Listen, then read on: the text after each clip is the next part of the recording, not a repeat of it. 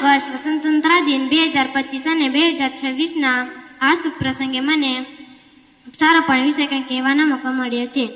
આપણે સૌ જાણીએ છીએ કે વૃક્ષો આપણા જીવન માટે કેટલા મહત્વના છે. વૃક્ષો આપણને ઓક્સિજન આપે છે, જે શ્વાસ લેવા માટે ખૂબ જ જરૂરી છે. વૃક્ષો વરસાદને લાવવા મદદ કરે છે, જે જમીનનું ધોવાણ અટકાવે છે અને વાતાવરણને ઠંડુ રાખે છે. વૃક્ષો પક્ષીઓ અને અન્ય જીવોનું રહેઠાણ પૂરું પાડે છે. ટૂંકમાં વૃક્ષો વગર પૃથ્વી પર જીવન શક્ય નથી.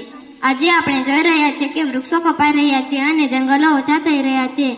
તેના કારણે પર્યાવરણમાં ઘણા ફેરફાર આવી રહ્યા છે, જેમ કે ગરમી વધી રહી છે અને વરસાદ ઓછો થવાના કારણે પ્રદૂષણ વધવું. આ બધું આપણા સ્વાસ્થ્ય અને ભવિષ્ય માટે સારું નથી.